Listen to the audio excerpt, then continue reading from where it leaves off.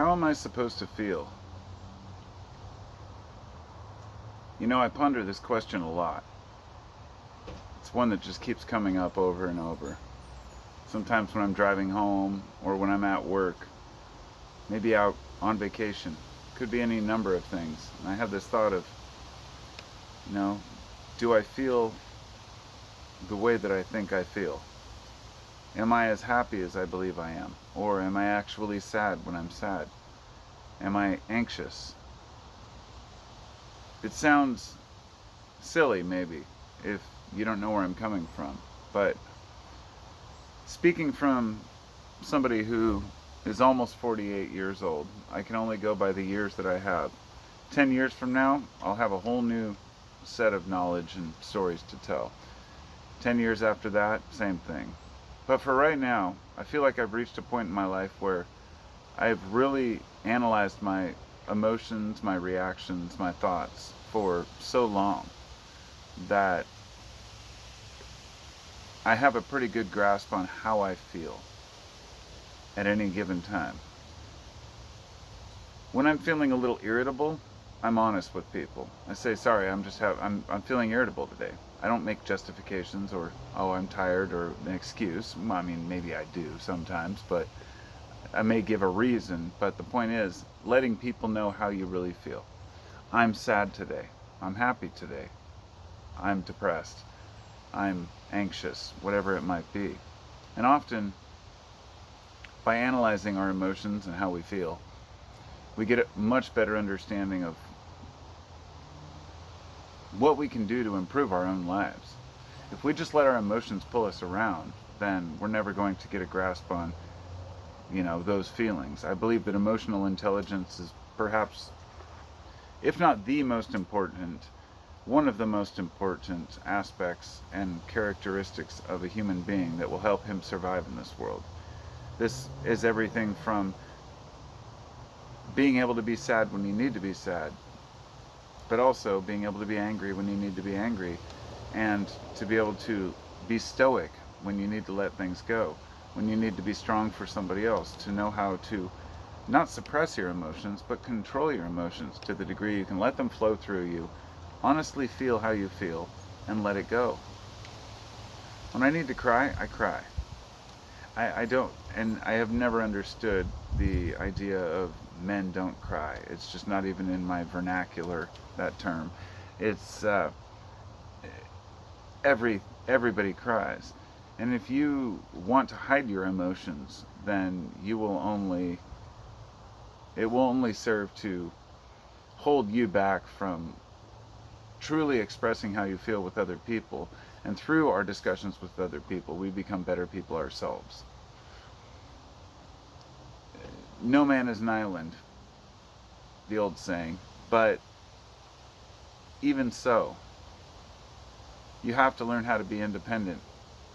You can't be a codependent man, for example, on your bros or on your family, or, I mean, a husband and wife, that's a little more complicated. But there are some people who really do unload all of their bullshit on other people, right? Everything is drama, everything's a problem. Those are things that we need to learn to rein in, to realize that term Sonder, which I first heard from Vsauce, Michael here, years ago. Sonder was the word that was the epiphany or realization that everyone around you leads a life as rich and complicated as your own. It seems like a very simple concept, but it's really not. There are many people who tend to kind of live as if they're in a play and everybody's part of their play. But the fact is, each one of us goes home and has our own unique circumstances, just like every rich person takes a shit in the morning. And, it's this idea that we're all just human, that we're all just people. And when you not just acknowledge that, but really process that idea, you see that every human faces the same dilemma, the same problems, has the same yearnings, the same desires. We are a species that each individual is unique, but as a whole, there are some behavioral traits that you just cannot deny. The need for attention, the need for connection, the need for touch, the need for food, water, shelter, all these basic things, of course, but there are some psychological needs that, if are unmet, people lose their minds. People lose their minds. And we live in a society right now that's conducive to fostering that type of behavior. The, isolationist, kind of anti-natalist, I hate kids, I hate people, I hate everything, I'm just going to, go back into my cave, metaphorically. You see, in ancient times, you could go off to your cave, but you eventually would have to deal with people to interact with society if you wanted to eat, unless you could grow all your own food, you know. And that's a lot of work for one person. We learned long ago that working in communities was much more beneficial. Because of that, we've, you know, genealogically, we have, our epigenetics have created this desire for connection with other people. Some people can avoid this and make their way around it in modern society, and even in ancient times. But let's just say that a majority of people, most people, want to be able to have good relationships with friends, family, parents, kids, everyone. It's very difficult because we are so unique and independent and different, each person, that sometimes we're unwilling to cater to other people's needs, that it becomes about us. We are a very narcissistic society. I mean, think of how many people you have in your life that are always sending you text messages or videos of something they did, a project they did, or something about their life. They always want you to be interested in what they're doing, or their complaints, or their problems. But the minute you talk about something in your life, they just have no interest whatsoever. They might just never text back, never call you back. Everybody knows somebody like this who is so indulged in themselves that they have never even asked, how are you actually doing?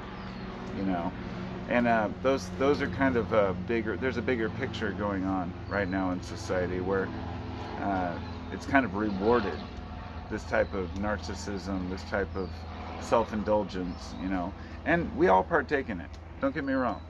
I do have, as I mentioned, boundaries earlier. I have my own boundaries, my own threshold, and I am a bit selfish with my time. But other than that, when I do interact with other people, I make every effort to try to understand where they're coming from and to really look at who they are and realize this is another person. The Sonder, term is more than just realizing everybody has their own life. It's realizing that they actually have their own needs that often we can't read, and it's hard for me. It's hard for me to know how other people feel unless they tell me. And often people don't want to tell you. And this comes back to the beginning of, how am I supposed to feel? How am I supposed to feel? Am I supposed to be, angry about certain things, or am I supposed to, maybe, if I am angry about certain things, maybe I'm not supposed to be. This all comes down to society's deterministic values and what other people think is important. Of course, I know this. But it's kind of like a rhetorical question. What matters? What's important? Who are we? These are all, completely subjective terms and ideas. And there's no way for any one person to define that. However, if you eliminate the individual and just focus on the community and the needs of the community, it becomes pretty basic. We need to do things that benefit and foster, more healthy growth for other people. We may not know everything we're supposed to do or how we're supposed to feel, but we definitely know how we're not supposed to feel. But the reason I brought that up was a little deeper. How do I know that how I feel today is the same way I felt 10 years ago or 5 years ago? And of course, I don't. I will always continue to change and evolve, hopefully. But then how do I know if I'm baseline happy for this point in my life? You see what I mean? It's complicated, to me anyway, to know what could I do to improve how I feel? Or am I maxed out on certain aspects? Positive thinking or nihilism, whichever is required for the moment. Eating more food, eating less food, eating better food, eating different foods. Um, Consumption of drugs. It's a big one for a lot of people. A lot of folks would say, oh, just stop using all substances and just go with nature. But that doesn't work for all people. For some people, they are better off with a small buzz or a certain substance. If you can ease your anxiety, you're often better off taking a small amount of something, in my opinion, than you are suffering from that anxiety or that problem.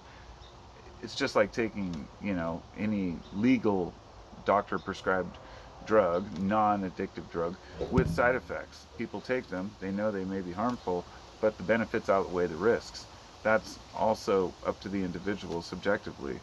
But we're often told that we should just quit using drugs altogether. I don't think that's the solution. I mean, psychedelic drugs can be amazingly beneficial. Uh, there's no cut and dry answer. There is no solution here, and I'm not going to give you one because that's not what I'm here to do. But rather to pose the question of, how do we know that we really feel as good as we feel? Well, don't ask that question. If you feel good, enjoy it. But if you're feeling bad, you should pose the question of, how do I know I really feel bad? Because I do believe in balance. I believe in the ups and downs in life, but I also believe that we can pull ourselves right out of a rut by saying, what are we comparing any of this to? How do I know I even feel bad? Maybe I'm feeling great right now. Today was my first day back to work after a 2-week vacation where I had, as I said, the most fun and the least fun in the same day. After I had the greatest concert ever, then crashed my car. It was a weird week. And I went back this morning thinking, great, it's Monday. I get there and there's a pile of lumber I have to move. And then the next thing I have to do is clean the bathrooms from the other shop that we're, cleaning out. Neither of these things bothered me. I got them done. I enjoyed my day. It went by fast. Next thing I knew, it was past 5 and it was time to go home. And you never know what to expect. If you put yourself in a mentality that the day's going to suck, then it's going to suck. And I think that the more of those days that stack up, that we create, that suck, the more it builds a mental toll on us. And I could sit here and tell you, think positive. I'm not going to, because it's not that easy. It's a continual cycle of pushing yourself to say, haha, it could be worse, it could be worse, it could be worse. And it can be painful at times. You feel ridiculous, Yeah, it could be worse, but it still sucks. Yes, whatever may happen. But mindset, mental alchemy is 100% of what's important. And it's all about how you process the world.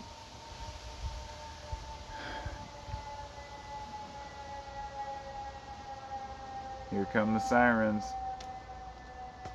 Thanks for coming along, and I'll see you all next time. You can check out, I did upload the last podcast on my podcast platform, 15-minute free thinking, which you can support through Patreon if you choose. And for anybody who is unaware, I do have a couple other channels that I haven't used in a while. Carpo channel and my guitar building channel. It was Carpo Craft. And other than that, thanks for coming along. Thanks for listening to my rambles, my uncut, unsponsored, today's video is brought to you by Brilliant. I feel like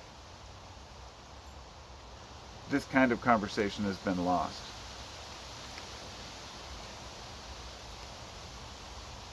And it's sad. It really is. But we'll keep finding it. I'll talk to you next time. Peace out.